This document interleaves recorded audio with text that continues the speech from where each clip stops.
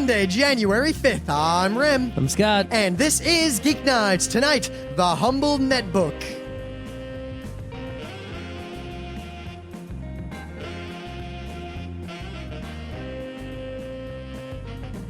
Let's do this. I can't believe there's only one more year of the knots, I guess. What did they call, like, the thing is, you don't have anything to call the knots, Yeah, right? they called it odd 8 back in the day. Yeah, what do you call the tens? We're not going to worry about that. The teens? That they're not all teens? We're not going to worry about that. That's even harder to name, but then when we get to the 20s, we'll be all good for the rest of our lives. Be like, You know what I think will happen? Because when I listen to old people talk, they say aught up to 1909 or aught 9. And then they say, for all the tens, they just say, like, 1911, 1913, 1919. And then when it hit 20, they say the 20s. I think that's what we have to do. There is no other reasonable option. Let's just change English so that they're all teens. It's 10 teen, 11 teen, 12 teen, 13 teen. And then we'll be good. We'll call them the teens. I was an advocate of that. Of course, when I was a little kid, I remember I used to argue very much that English originally used base 12 because 11 and 12 were such weird numbers, and it made so much sense. Yeah, good job. And then when I was Mr. Etymology. when I was in like 7th grade, my teacher was like, "That's clever, but wrong." Of course, then he went on to agree with me that base 12 is much more useful, and we should have used that. I guess if you like 4, 3, 2, and 6. You got so many factors in there. What do you need the factors for? Most people can't factor for anything. So, I don't know. You know, it's more useful for people like me. Maybe less useful for people who can't read or write. I don't know. who knows? I don't care. But we'll probably do a show about the New Year's extravaganza because we basically had the front row crew up in Beacon or down in Beacon, depending on, which people, for about a week. It was a good time. It was kind of awesome. Though, we actually... It was had by all. We almost missed the new year because Scott and a bunch of people were upstairs playing Agricola, and the game was running long. And I walked upstairs, and I'm looking at them, and I'm counting up, like, who's going to win. And I walk downstairs, and I look, and it's like 11:58.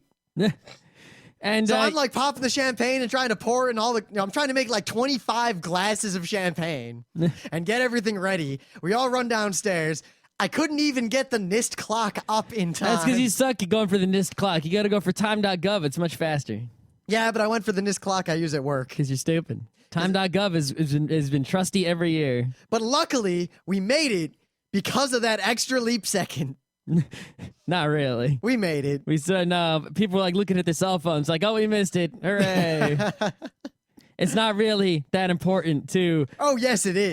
At some exact and arbitrary moment in time, which is no different than this exact moment in time. I point out that I'm a person who celebrated the millennium on the proper year. All right. I did. Oh, no, an arbitrary, calendar thing. Ooh, you know what? If it wasn't for Gregor, it would be a totally different date that you would do this. Okay, but anyway, we sang Auld Lang Syne, and then yesterday, the last of the stragglers left our house. Oh, wow, it was yesterday. Yeah. Yes, it was yesterday. Well, the house is like, we cleaned it up surprisingly well. We cleaned the house up faster than we used to after some D&D games. Yeah, it's still got some cleaning to do, but it's not too bad. Yeah? Though I think part of it was that in the New Year's party, because people went out of their way to pick up after themselves, as opposed to D&D, where I would find, like, a half-full glass of something under the couch undisturbed. Yeah, also, a lot of people were at other people's houses for sleeping. That helped. Oh, my God, did that help. Including me. I actually just kind of slept somewhere else and let people use my bed the whole week. Yeah, I wasn't about to do that. I need my bed. Yeah, the nice thing was I could wake up to quietude. I could take a shower immediately without having to worry about anyone else taking showers. I just showered at different times. That way there'd be hot water. I don't know. I kind of like a shower right away. Yeah, I'd like to, but it's not necessary. But anyway, we'll talk about all that some Thursday. I'm sure you're interested because if nothing else, Saturday night really felt like college suddenly. Like we'd all been around long enough to where we all slipped back into the college lifestyle. And that was one hell of a night as a result. It was all right. so non-enthusiastic. What's up with you? I'm tired. Mister, how can you be tired? We went to bed at like 8 yesterday. I went to bed at 10. Why? Because. What were you doing? Were you just surfing the internet? No. That's no better than playing WoW. No, I wasn't doing that either. Were you playing Fallout, a single-player game? No, I stopped playing that at like 7 or 8. Good game. Anyway, Tech News Monday, whatever. We're back, New Year. Oh my God. What do you got in the news? All right, so you know Amazon S3, right? I may. Basically, it's Amazon's, is it simple storage solution, I think they call it? I don't know. We're thinking about switching to it. Well, I'm already using it for a bunch of stuff, but I'm going to use it even more. After we learn that Libsyn is just using that and then charging us more than they charge them. Well, it may or may not be charging us more than they charge them, right? But this is how this works, right? Let's say, you get some hosting, right, from some company for, I don't know, a website, right? Okay. So then they usually give you a bandwidth limit. Like, for example, our hosting is 200 gigabits a month.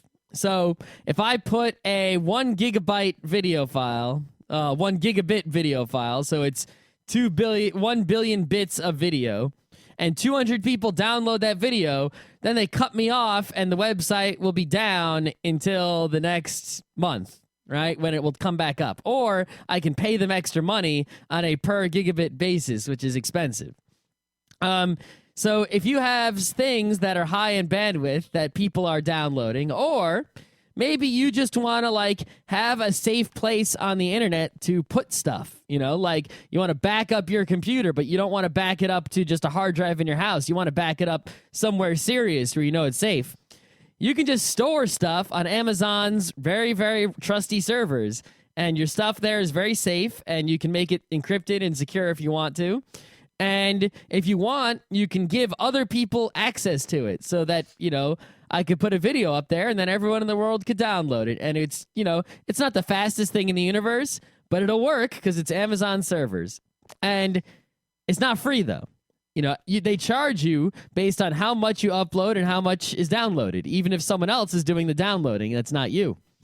So the result of that, is that I get a bill from Amazon every month for $1 and change, because that's really how cheap it is.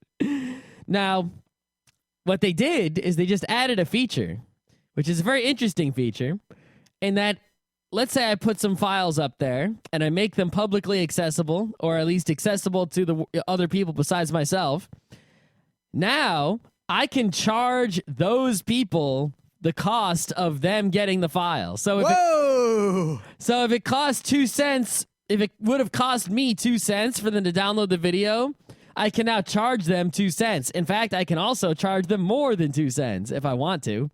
And you can actually now very easily set up some stuff where you put data online and then charge people for downloading it. I wonder very easily. I wonder if all those shady for-profit podcasts and things are going to move to this.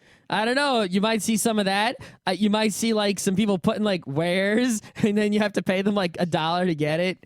I don't know about that, because you're pretty easily tracked to yourself. Yeah, but who's looking at these? It could be just some encrypted file, that has a key along with it. No one knows. Could put all kinds of crazy shit up there. I don't know. It's gonna be very interesting, the result of this. But the question that it mostly raises is, who is supposed to pay? Right?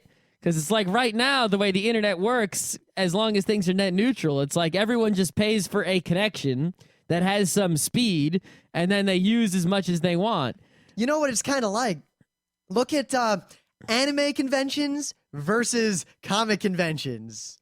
It's exactly the same thing. I mean, if you go to an anime con, you pay, your $50 or whatever to get in. But then everything in the con is covered by that. You want to go to a concert, go to the cosplay, go to the panels, watch show, whatever you want to do. You pay for a badge, and then that badge gets you into everything in the world. But you go to Comic Cons, and it's all right, I paid my $50 to get in, and I can walk around this little room and this little room, but hey, I want to go see Kevin Smith up, that's another $5. Want to go get something signed by Stan Lee, that's another $50.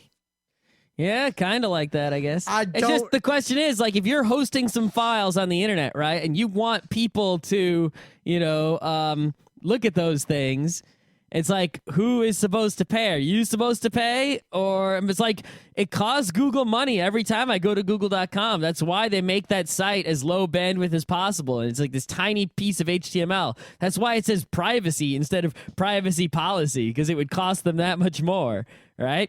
So right now, Google pays when I visit google.com, but should I pay? Because I'm the one who's benefiting by visiting google.com. I think no, because if we get into that world where it's pay for content, and not just paying for bandwidth, but also paying for the content's bandwidth, not just your own bandwidth, I feel like bandwidth is so cheap that anything that actually makes you pay for the bandwidth you spend to get it will immediately be subverted by something free. Mm-hmm. I mean, Dwan, I would never pay for bandwidth for crap. I can't conceive of a situation where I would pay for the privilege of looking at something. I would just pirate it at that point. I think what we should really happen, right, is when you look at it, everyone is sort of, it's even all around, you know? Sure, I cost Google a lot of money, but I have a website and people visit that, and it sort of evens out in the end on all sides. See, so the only people who really should have to spend a lot of money, I think, are the people who have a huge disparity of, you know, one side or the other. Well, the thing is, if you look at most people, I mean, what? 90% of people just consume. They don't have a website. Maybe they have a MySpace, but they're not paying for that. No, they're not paying for that. Oh, whatever. It's interesting, though. It is. Maybe people at least, like... Because one thing is people don't realize it's very difficult, even today, to set up, like, quality e-commerce, especially if you have any sort of special needs or if you want it to be shiny and cool. You know, you're either going to pay a lot of money or you're going to do a lot of hard work, or you're going to have something crappy. You really can't get a high-quality thing for free that's exactly what you want that's also good. It's just, it doesn't exist. But, you know, things like this and Amazon checkout, well, Amazon payments, Google checkout and stuff, and it's going to make it real easy for people to make, like, you know, say a site where, you know, you download videos and pay for them or something, because YouTube doesn't offer that shit. It definitely paves the way for micropayments. Like, it's the first viable, everyone will be able to use Amazon. It'll just work automatically. Yep. Basically sign into Amazon, download a bunch of stuff, and then at the end of the month, they charge you like $3. Yep. So, I don't know, will this be the beginning of, like, webcomics and videos and things having micropayments? I have no idea. I don't know. I don't know if it's going to happen or not. It's going to be real interesting just to see, like, who uses this and for what. Yes. I'm very curious to see what happens. I've got a guess. I've got a guess. Maybe. The thing is, it's difficult to say because pornography is pretty much free on the internet, but then again, that's because it's all pirated, and the porn people fight to get their stuff off the pirate networks. Actually, a big problem with the porn, right, is that, like, you know, you got a porn site and you charge money for the porn, but you want people to come to it, so you take some porn and you put it out there for free that has your logo all over it. But that's probably enough for most people. That's enough for most people, so they never come and pay. So, Scott, they come, they just don't pay. If you don't put any porn out there for free, no one will ever come to your site and pay for anything because they won't even know it exists. I can't believe I made a cum joke on the air. Hey, great. Yeah, we're not on any air. We're on wires. No, we're on air. We can be on air. There's wireless routers at boot. You have to pay for them. Anyway, so apparently Twitter is dead.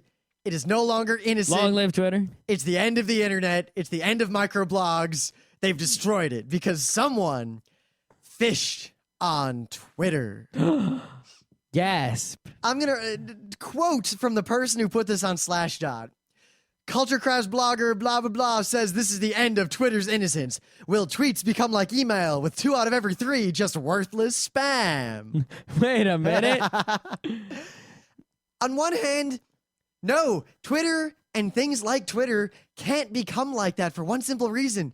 You only see the tweets that you subscribe to, the people you are friends with. It's a whitelist by default system, as opposed to email, which is a blacklist by default system. Yep. So even if there are mad spammers on Twitter, if you don't follow them, you will never see their spam, ever. You can only get spammed on Twitter if you follow idiots, follow spammers, or are an idiot. Yep.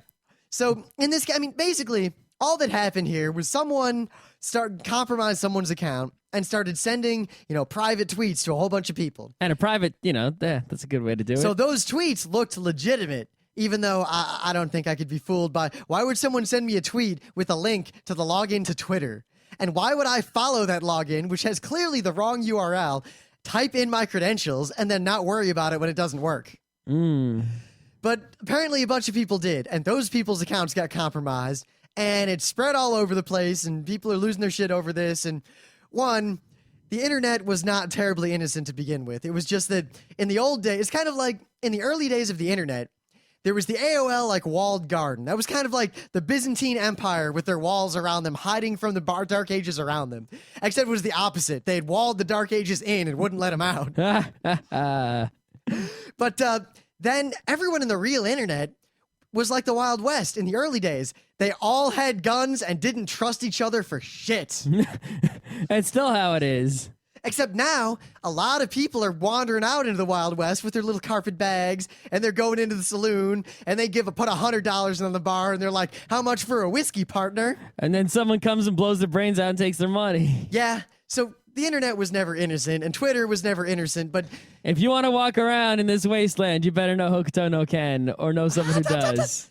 But or else. I don't see how this is news. Anyone could have done this. It's not... This is only news because it happened over Twitter, which is the thing that the internet cares about. That's something I've noticed a lot in tech news lately, is that what is actually news doesn't make the news. The only things that make news are if you have an important word. For example, like something that is like the stupidest story in the universe but has the word Apple in it will be like at the top, or has the word Google in it, or the word Microsoft in it, or if it has a big word in it, then it gets to the top, even if it's a worthless news. Meanwhile, very, very important news that does not have any of those big words in it will not rise to the top. And so basically, this is a piece of crap news. Phishing. Phishing isn't news. Phishing has been around. Everything is being phished. Banks are being phished. Everything in the world is being phished, and idiots still fall for it. This is not news. But the word Twitter's in it, so it's at the top of the news.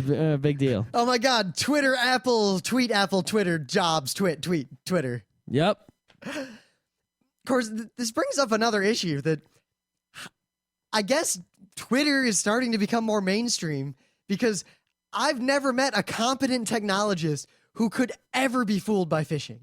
Like, it's just, you can't be fooled unless the site you were going to is already compromised directly. You really, really have to go out of your way to get phished. Yeah, it's pretty hard. It's sort of like, I could sort of understand, people falling for fake medicine, because a lot of them are really deceptive with their, fake medicine ads that are just outright lying. But if I go to geico.co.uz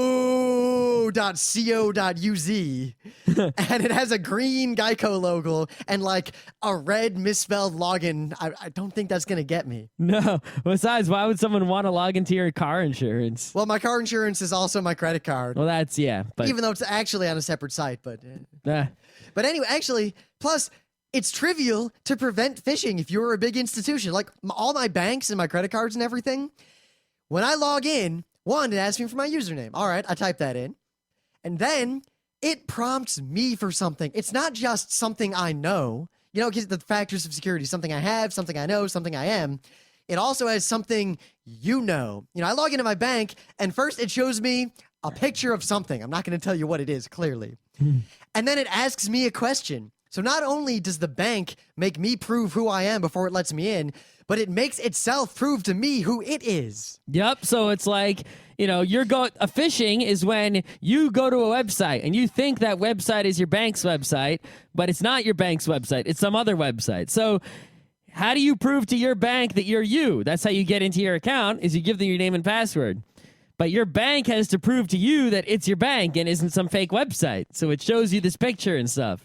And more websites need to do this. Yeah. I mean, the only other option is like a secure ID, open ID kind of thing, all those RSA style keys. That's pretty much unbreakable. But again, all those things can be broken. That's right. I got to order those YubiKey things. Yes, you do. I so we forgot can play about with those. them. Yeah. I kind of want to.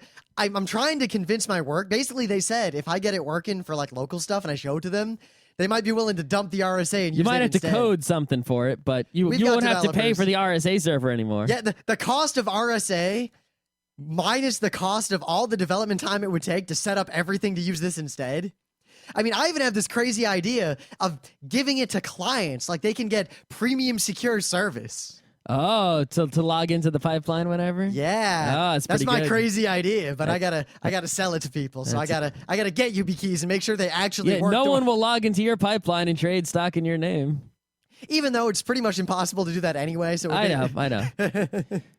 But people, if you charge like a small fee for it, people Well, look, will pay for it. World of Warcraft did it, and it works brilliantly. Yeah, those are RSA keys, aren't they?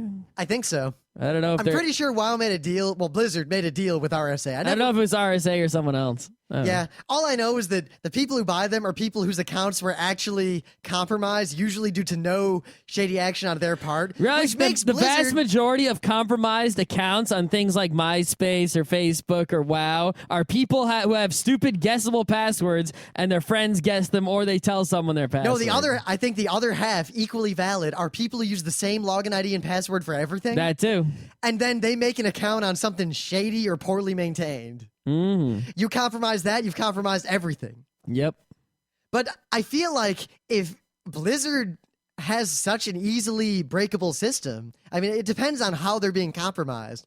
And then Blizzard offers you the ability to pay protection money. That's kind of shady. Yeah.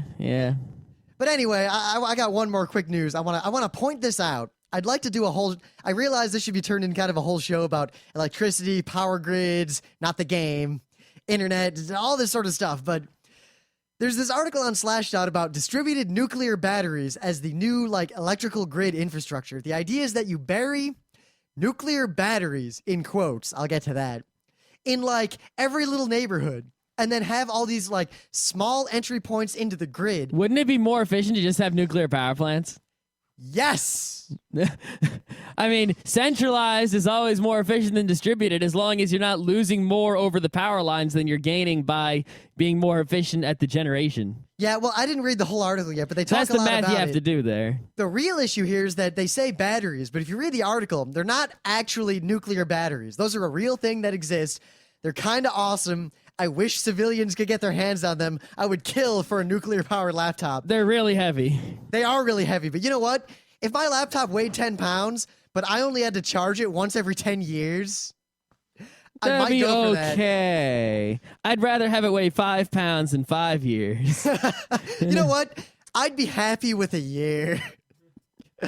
But these aren't actually nuclear batteries. They're basically small, self-contained nuclear reactors, much like the kinds we're trying to use in Africa.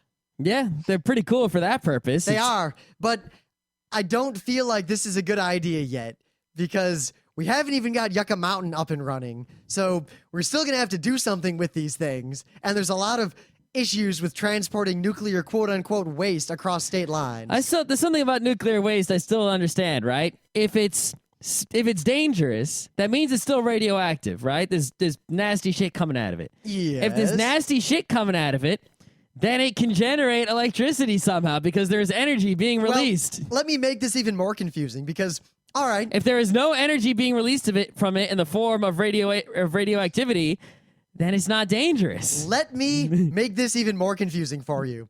Think about it this way. The more radioactive something is, the more alpha, beta, or gamma, or whatever radiation, photons, something are coming out of it. Yep. More energy and or mass is being emitted from it. Mm-hmm. The faster it's giving that up, the shorter its half-life is. The shorter its half-life is, the less time it spends being dangerous. Yep. So nuclear radiation and nuclear waste is kind of a self-limiting thing. And you can also usually get power out of it. And you know what the answer is? In France and in civilized countries where they continue to build nuclear power plants, they have power plants that are designed to use refined nuclear waste to generate further energy and make less dangerous waste. Gas, modern technology? Well, we won't see that for 50 years. Even better, for anyone who's unaware. I mean, look how long it took us to get the cell phone from the Japanese. the majority of nuclear waste that's generated by a nuclear facility is what's termed low-grade nuclear waste. You know, things like gloves and suits and detectors and construction materials. And those things are barely radioactive, and it doesn't even take them that long to be no longer dangerous. So then it's just goop and rocks? Well, no, it's mostly gloves and things. Oh, okay. It's basically the stuff that you have to store for, 10, 20 years and then dump it in a landfill or recycle it or whatever. Mm-hmm. I think this is an interesting article because one thing I could see is that this would be a good kind of backup solution or a kind of intermediary solution for, we do have the problem now that there are a small number of very big points of failure in the U.S. power grid. I mean, remember the Northeast blackout? I think it would just be cool to we should just make a bunch of them, just have them on hand, and then, if there's an emergency or something, just drive the trucks out. Or even better, take them, put one in a truck and drive it somewhere, then plug it in. Yeah. Or why don't we use this technology more widely in places like Africa? We are, I guess, trying. Someone's trying. Yeah, we should do it more instead of using them here. Yeah. I don't know. It's an interesting article. I would have a lot more to say about it than I can fit into a little news bit. So I wanted to point it out. I want you all to read about this stuff. And some Monday we'll do a show about the power grid. I'm going to try to find some expert to correct us when we're wrong. Good luck with that.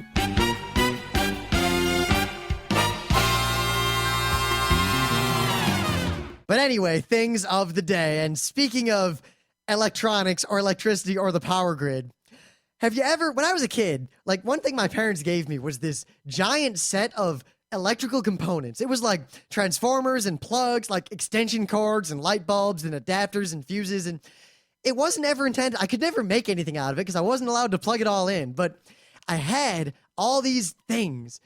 And when I was really, really young, what I was obsessed with was plugging something into an outlet and then plugging the other end of that somehow into another outlet. Really? I didn't know what it would do. I was like 5, but I thought it would be a cool idea. And this was like the goal of many of my young experiments. I never thought that was a good idea.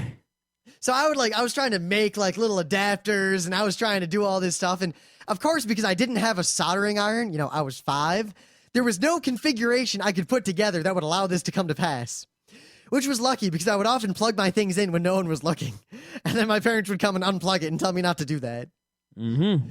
But it turns out I as a 5-year-old was about as smart as a lot of 30, 40-year-olds because apparently a certain department store, well, not a department store, hardware store, got so many requests for a dual-headed power cord or power adapter. What would you possibly need one for? That they put up a sign saying, "Hey, assholes, no." There's a picture of this. You got to see this thing. Apparently, the primary reason people want these is that they have poorly thought out their Christmas light plans and have ended up with 2 back ends of Christmas light strands facing each other and want a nice, easy adapter to plug them in. Wait a minute. Now that's not possible. Oh, it is possible, but I will say this. How is it possible? What do you mean, how is that possible? How is that not possible? I mean, a Christmas light, All Christmas light, well, most Christmas lights, except for the triple long strands, will have that shoddy looking thing that plugs into the wall that has the adapter in the front of it to plug something else into the outlet. Yep. And at the other end of the strand, we'll have the female adapter into which to plug in a second strand of lights. Correct. So people would plug this male adapter in. Now, I point out that if they plug the male adapter in and they've already got the Christmas lights plugged in, they just made a deadly weapon right there. And if they survive this, they've already made it further than I would expect. But then they could plug that end into the next strand of Christmas lights and power them from the rear. Yep. I just want to point out, if you end up plugging, you haven't died yet, and you plug the other end of this into another outlet somehow, or if the other end of this, which is also a lethal weapon, touches anything, well, not going to end well. I can't believe this sign was necessary. I feel like basic electronics, much like, I don't know, basic we're economics. not even at electronics here. We're not even at electricity here. We're at plugging something in. You don't know how to plug things in. But the holes, Jerry. The holes. I don't know. I feel more and more like public high schools. You should be able to opt out of these classes. Like if you take a test, but if you can't pass a test, I feel like there should be a class in high school called How to Not Suck at life after high school, and it should teach you. This should be elementary school. How to plug things in. It's got to be high school because otherwise people will forget. It's got to be like how to plug stuff in, what a checkbook is and how to use it, what a savings account is and how to use it, what a credit card is and why you shouldn't have one if you're in this class. How to turn on a gas stove without killing yourself.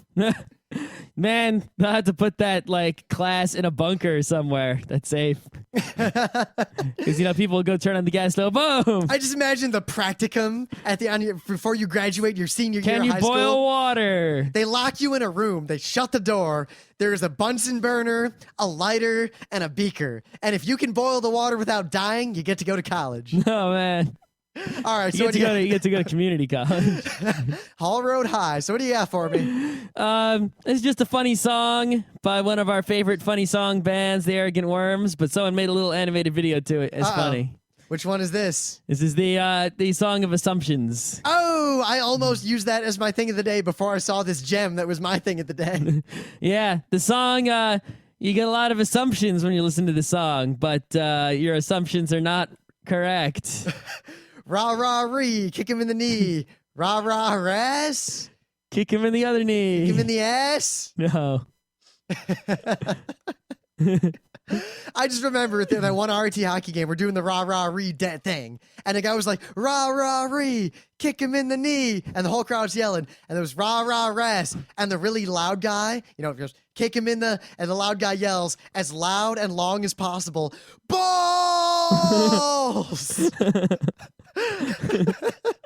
It's a good one. So, we couldn't come up with what to do the show on. No, we suck.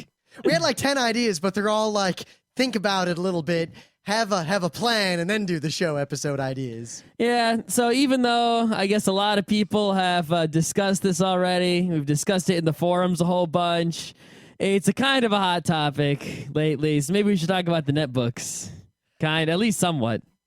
It amazes me to this day that it took as long as it did for a product like that to be made and sold in quantity. Yeah, I mean, well, think about this, right? You had computers, and computers kept getting faster and better and stronger with faster CPUs, more RAM, more hard drive space, more everything, right? And every aspect of computing got more powerful, and the prices kept going down, so you could always get more power for the same amount of money. And as that went on, consumer level applications, because real applications always need more power, but consumer level applications always needed more. These games are too slow, these 3D games. It's even just saving this Word document takes a while. It just everything, it needed to get faster. The internet's too slow. Look, it takes me like 10 minutes to sign into AOL. This sucks. And things got better and better and better. And then eventually, sometime a couple years ago-ish, maybe 2 or 3 years ago, cable modems, DSL were everywhere. We had Pentium 4s, AMD CPUs around that time. Like Wi-Fi started to become completely ubiquitous. I mean, right now, there are like 6 access points within range of our house. Yeah, everyone's got laptops with Wi-Fi, right? People didn't really need more horsepower than they had. I mean, people, what do? They go to YouTube. They go to Facebook, they go to MySpace, they browse. Most of the stuff people do is in the web browser. So if your computer can run Firefox or Internet Explorer, can run Flash, right, in the web browser. I use links and Mosaic. It can play videos and music. And, PC games, everyone talks about the Crisis, right? But no one really plays that. Most people play, even WoW has barely any system requirements. Half-Life 2, Portal, these sorts of games have barely any system requirements. So even if you're a gamer, if you're not super crazy into the very high, system requirement games, you don't even need that much horsepower. So most people, the vast majority of people using computers, no longer need faster computers than what they've got, and they won't for a while. But not even just that. Look specifically at portable devices, because the scope of what people will do on the go is far lower, far smaller than what they will do at home. I mean, when you're in Starbucks, what are you going to do? You want to check your email, go to Google Maps and find a restaurant. email, get on Twitter and tell people that you're about to go take a shit, all that stuff. Yeah, you're not gonna sit down and play, NS in a Starbucks. I did that once. Some people play like I did that recently, in fact. You might play like WoW for a minute or two, but even then, system requirements not too high. Well, WoW doesn't run so well on the netbooks. No, it doesn't. But they're kind of like this. Depends on the netbook, actually. You might get it to go for a little bit. You won't be able to do like a huge thing, but maybe you can sign in and Nah. Did they have WoW mail? Anyway, Yeah. As time went on, and as time is going on, there's been more and more like the technology gap between high-end on-the-go use and average on-the-go use has broadened to the point that we have, $400 little netbooks that have 3-hour batteries and do everything the average person will ever want to do in Starbucks. Yeah, because see, here's what happened, right? There were almost always tiny laptops, but they were ultra portables, like the ones we have or like the ones, cool people have. And what an ultra portable is, it's when you take an incredibly powerful laptop, like a full power laptop. We're talking Core 2 Duo full on, right? But you shrink all the parts. You make everything really small, and you put it in a tiny package, and you put like 2 batteries in there, so the battery lasts forever. And the screen is small, but the screen is very high resolution. It's a high quality screen. So basically, you get the best stuff in the world, and you make it but also the smallest stuff. So you get a long battery life, high horsepower, low weight laptop, and the result is something that costs like $2,000 and maybe even $3,000. The other way you can go is you can just get some piece of shit computer parts and don't even bother miniaturizing them. They're so shitty that it doesn't take any effort to put them in a tiny package, and they're so shitty and slow they don't use that much electricity. So you don't need to put 2 batteries in there. Just put one normal shitty battery in there. It'll last forever because it's barely using the battery. And, who cares if the screen is high resolution? It's like 800 by 600. That's good enough for freaking people. They don't, know high resolution from what. And, people bought into it. And it does what most people do. And it's surprising because I look at a netbook and it's like I couldn't live off of one. But a lot of people can. Plus, honestly, if I hadn't bought an ultra portable, like if I didn't make as much money as I do, and I wasn't doing the things on the computer that I do, but I needed more than a netbook, like I needed a real computer, I'd either have like the super powerful desktop and the netbook, what I carry on the train and around the city in my pocket, basically, in my tiny little bag. Yep. Or I'd have, my PC at home. I'd have the, moderately priced, powerful laptop that I bring like on trips or like when I'm going somewhere big. But then I'd have the netbook that I carry with me everywhere. Yep. Because the normal laptop plus netbook is far cheaper than actual good, small, ultra portable Yeah, notebook. I mean, I bought my parents like a Dell 15-inch full-on laptop, as good as it, a full desktop computer basically, but in a laptop. And it was like $800.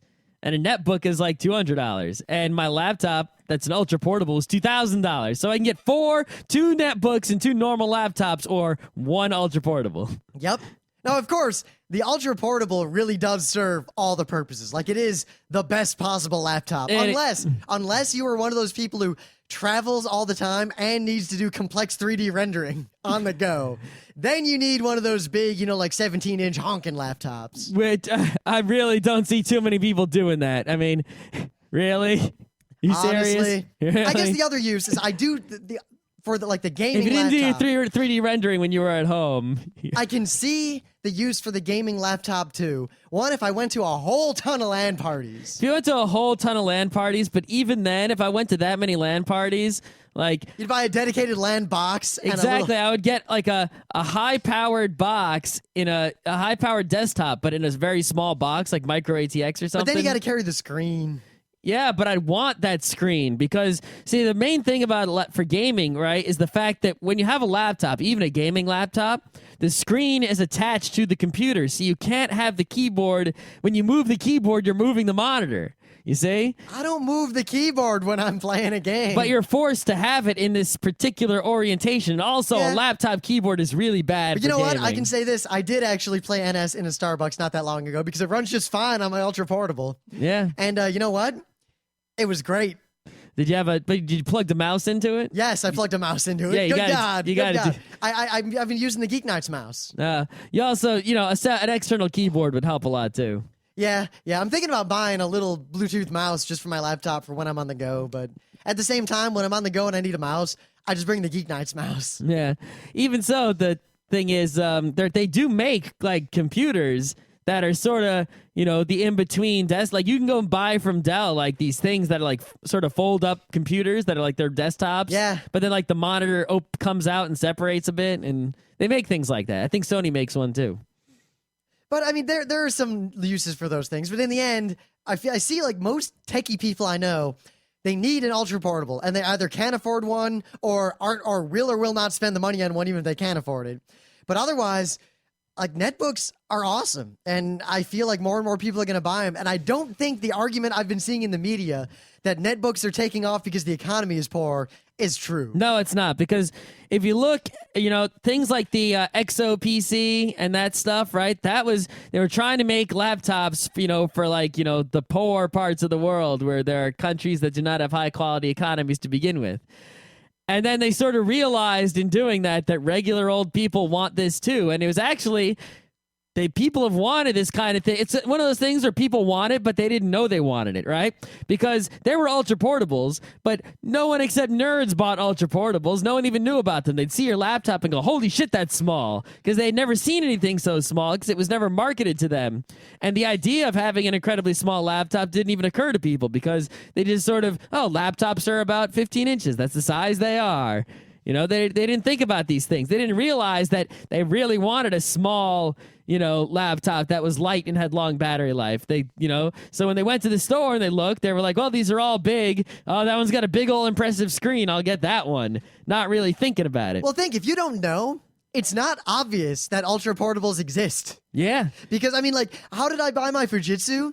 I had to go to the Fujitsu website and buy it from them. Yeah, I mean, the only ultra portables you're going to see are like maybe a Dell, maybe the MacBook Air, which is still a little big inches wise, even though it's thin. It's also really heavy. Is it really that heavy? Yeah, we got one at work. Oh, I thought it was supposed to be light. It's really heavy for how small it is. Like, I think my laptop weighs less. And you'll see some Sony ones, which are not so great, but you're not gonna, and the prices are gonna be way high. You're not gonna consider them, and they don't look impressive next to the other ones because you have to actually know what you're doing to realize that it's fucking awesome because it's a whole lot of power in a little package. So the fact that now, right, you got the netbooks, right? Not only are the netbooks cheap, which draws anyone's eye no matter what the economy is, right? But they put them in the stores where everyone can see them. They market the hell out of them, and they're actually like cheaper than any desktop you're going to see. They're the cheapest computer you can get, period. It's like if they can make a netbook for $300, where's the $100 desktop, right? Yeah, the MacBook Air weighs a little over 3 pounds. Oh, wow. Yeah. So I'm still wondering where like the $100 desktops are. Because I think that a lot of people would go for those as well. I think the reason there are no $100 desktops is the same reason why hard drives don't really get cheaper. Because people always think, hey, if I can buy a 500 gigabyte drive for $100, how come I can't buy a 100 gigabyte drive for $5? Because it's still made of metal. Because it costs this, like, physically, it's pretty much the same. So once they make a process to make bigger drives, if I make a 500 gigabyte drive, it doesn't cost any more to make than a 100 gigabyte Yeah, one. it's like even the cheapest, shittiest desktop computer still comes in a case, right, with a motherboard. And manufacturing time on a factory line and metal and soldering and all that business. All that business. So that the price is not really, you can't push it down that much just because you're using, cheapo parts. That's also the reason why used computers never really come down in price so much, because used computers are either unreliable or take more time to make reasonably reliable than, like, the time it takes to put them back together by someone who knows costs more than just buying a new cheap computer. That's why that's already faster. Yeah, that's why you see a lot of these places that you just bring your old computers to, and then they take the working parts, build new working computers of all the spare parts from broken old ones, and then install Linux on them and give them to poor people because there's really nothing else you could do with them. Do we have anything else? Do we have anything at all? I don't know. I think that it's just kind of weird how it took so long for netbooks to come around, and it's strange that, for the first time we don't have software pushing hardware as much. I mean, even in like the console gaming department, right, where it's always been this race and race and race, we're probably going to see a lot longer life cycle on the current generation than any previous gaming generation. And Well, because we're kind of hitting a lot of limits where things, like a lot of gameplay things got to the point where more technology does not really make for more game experience yet. Yeah, it's like you can have a 4D game. Not really. It's like it's really hard to push things farther than we've got them, at least software wise. And and even so, it doesn't make a significant difference when you do. Audio software like Audition. Audition doesn't really do much more than Cool Edit did in the year 2000. Yeah. Like 2000, 2001. Like, it does more. The technology has advanced, but it's advanced so little that you're never going to have, like, audio applications for editing audio that are pushing the limit of computers. That's true. I mean, it's got to the point where I can do, like, real-time Britney Spearsifying, and, all right, what am I going to do beyond that with audio? Yeah, it's like you reach a limit where it's like our imaginations are what's limiting us. We can't think of another thing to do. It's not that we can't do it; it's we don't know what to do. And the only things that we can think to do, right, are like supercomputer things that supercomputers are doing. Like simulating all the weather on the entire Earth. It's like, all right, what next? Simulate the entire universe. All right, well, we're sort of done then. What are you going to do beyond that? Well, I don't want to get into the simulation argument, because if it's possible to simulate the entire universe... Did you create another universe? Yes. Luckily, the way out of that paradox, for anyone who knows, really like thinks about that paradox, the way out is that it is possible that to simulate the entire universe takes the amount of energy that it takes to run the entire universe. Also, in simulating an entire universe, you'd have to simulate a simulation of the entire universe, which would fail. Maybe. Anyway, I think we're done. I actually wrote an article over a year ago. Back when I was thinking of leaving the hospital, I applied to a whole bunch of jobs, and I looked at different things, and I even considered just like getting out of IT entirely. And I started looking at a lot of tech journalism, and I started sending my resume to newspapers and people like that. And for a lot of places, they would ask me to send a writing sample on the condition that I would relinquish my rights to the writing sample, and then they could publish it if they wanted. And I actually, a little over a year ago, wrote an article for a certain, I can't reveal who, outfit about how netbooks are the future. The first person to make one is going to be so freaking rich. Like, that is it. Netbooks are everything, and they're coming. And I'm going to look after the show and see if I can find if someone actually ever published that. Yeah, that'd be pretty cool. They never even called me back after I sent it in. They're probably just looking for some free stuff. Yeah, they were kind of shady and low end anyway. Like most tech journalism is, if it's not on, I guess, the one or two sites I actually go to. Yeah. All right, I think we're done. Yeah, we got nothing. Let's go to bed. Go to bed? But shouldn't we be all rested from our week and a half of vacation and New Year's and Xmas and all that?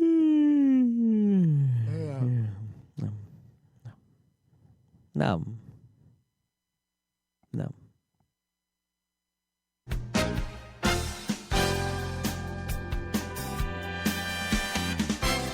This has been Geeknights with Rim and Scott. Special thanks to DJ Pretzel for the opening music. Be sure to visit our website at www.frontrowcrew.com, where you'll find show notes, links, our awesome forum, a link to our Frapper map, and links to all the RSS feeds. We say feeds plural because Geeknights airs 4 nights a week, covering 4 different brands of geekery. Mondays are science and technology. Tuesdays, we have video games, board games, and RPGs. Wednesdays are anime, manga, comic nights. And Thursdays are the catch-alls for various rants and tomfoolery. You can send us feedback by email to geeknights@frontrowcrew.com. Or you can send audio feedback via Audio. Just click the link that says Send Me an Audio on the right side of our website. If you like what you hear, you can catch the last 100 episodes in iTunes or in your favorite podcatcher. For the complete archives, visit the website, which has everything. Geeknights is distributed under a Creative Commons Attribution Non-Commercial Share-alike 2.5 license. This means you can do whatever you want with it as long as you give us credit, don't make money, and share it in kind. Geeknights is recorded live with no studio and no audience. But unlike those other late shows, it's actually recorded at night.